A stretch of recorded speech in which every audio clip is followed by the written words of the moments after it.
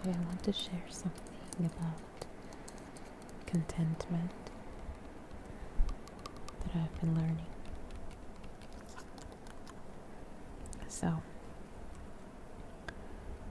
sometimes there are seasons in life where you are not where you would want to be, or you're not where you think you should be by now. And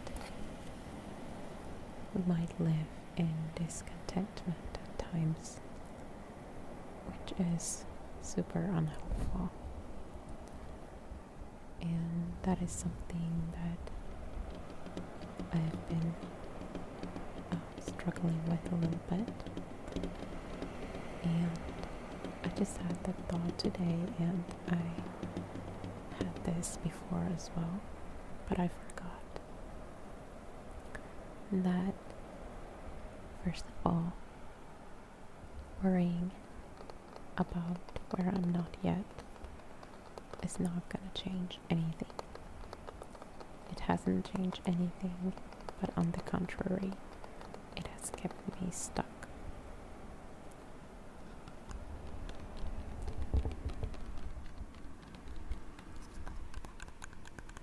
But when I'm letting myself be content with wherever I'm at, content and grateful for where God has already brought me into, and rejoicing in the little things and being excited about where He will lead me sooner or later, I will be much more fruitful. So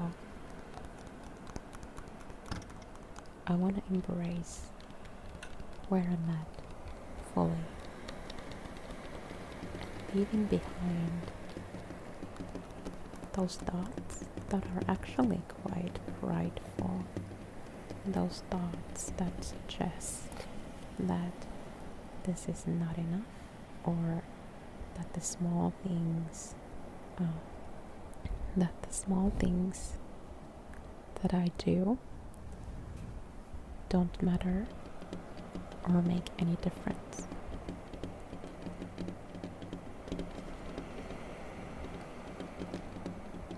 The thing is,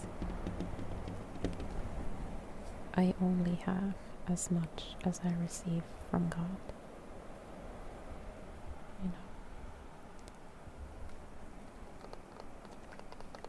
So if I don't rejoice in the truth, if I don't receive His love and His grace, then I have less to give.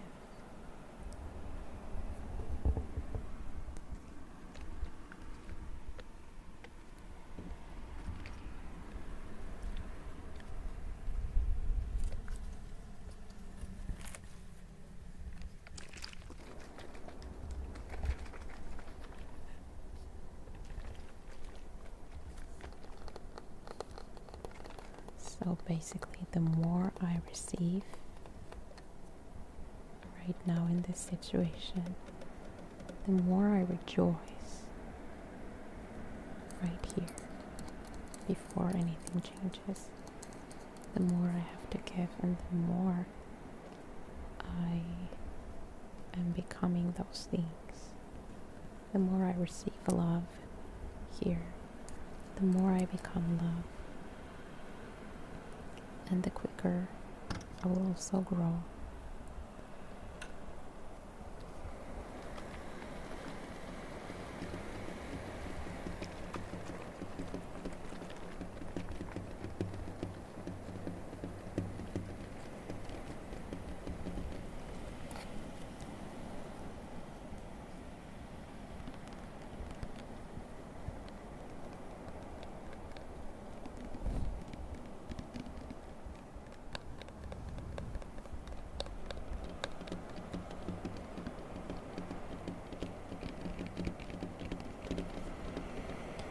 And it's important that we appreciate the small beginnings, and no matter how long they, are small, that we keep appreciating the small beginnings in our life, the small things that we see that God has grown in us, or rather the things that we perceive as small. And it's important that we are acknowledging how big they actually are, and we believe in God's ability to use the loaves and the bread that we give and multiply them.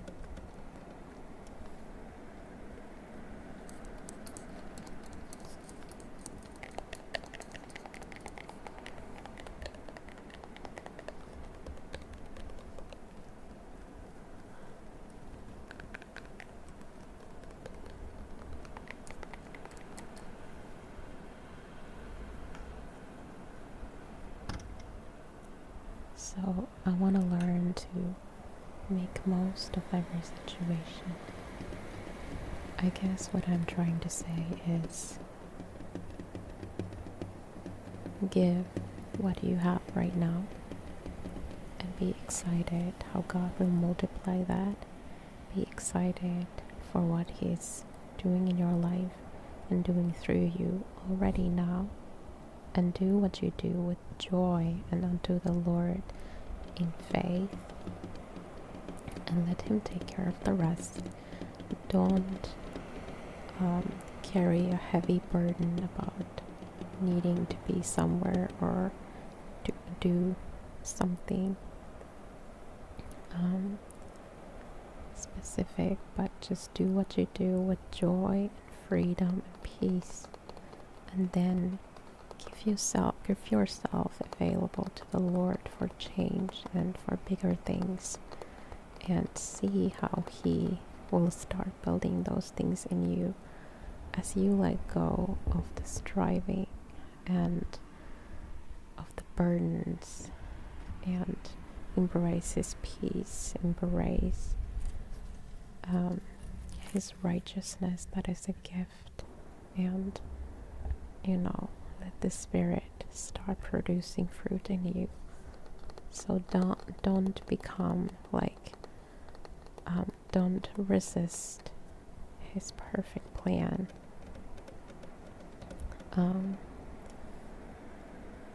By trying to accomplish things in the flesh and in unbelief too.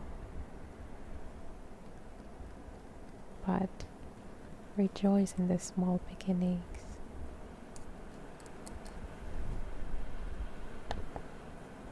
We might as well be wherever we're at with a good attitude, full of faith, joy, contentment, because the other option is not going to produce anything. It's only going to hold us back from maturing and growing. So trust God instead of yourself to accomplish these things, and stop focusing on where you're not, and start focusing on what He has done, what you have become through Christ. Yeah. Let's not be deceived in focusing on our mistakes and unhelpful stuff. And also remember that your value is never in what you accomplish or what you can do or how you look, but God created you and He wanted to have a relationship with you, and He paid a high price, a very high price, to gain that relationship with you. Because I personally believe that God does not need us, but He wants us, because He's God. He doesn't need people, but He wants us. He wants to be glorified through us, and He wants to be connected to us. He wants to love us, and He wants to be loved by us, but He doesn't need us.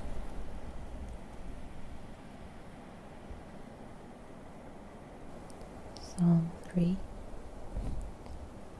a Psalm of David, written when he fled from his son Absalom.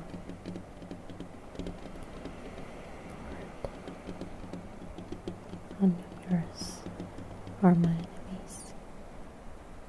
Many attack me. Many say about me, God will not deliver him. But you, Lord, are a shield that protects me. You are my glory and the one who restores me. To the Lord I cried out, and He answered me.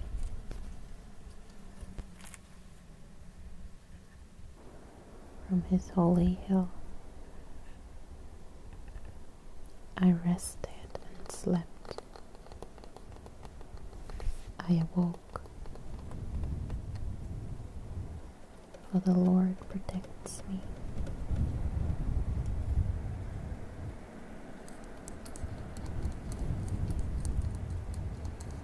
I am not afraid of the multitude of people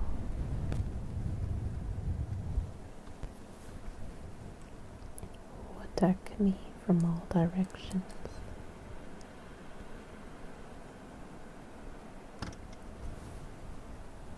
Rise up, Lord. Deliver me, my God. Yes, you will strike all my enemies on the jaw. You will break the teeth of the wicked. The Lord delivers. You show favor to your people.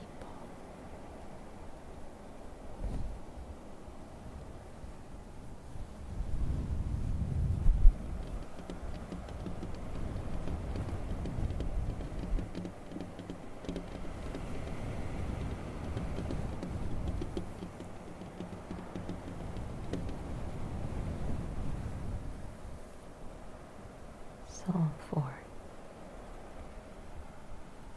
When I call out, answer me, O God, who vindicates me. Though I am hemmed in, you will lead me into a wide, open place. Have mercy on me and respond to my prayer.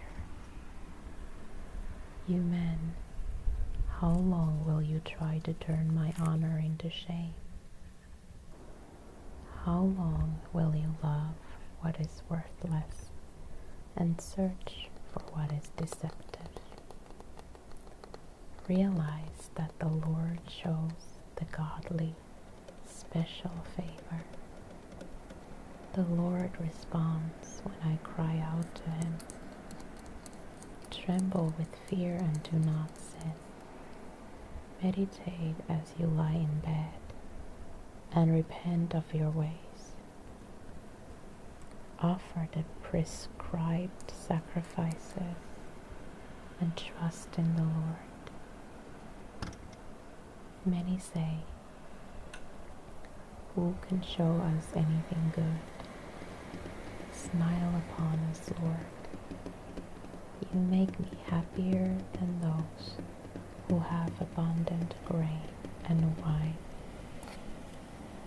I will lie down and sleep peacefully, for you, Lord, make me safe and secure.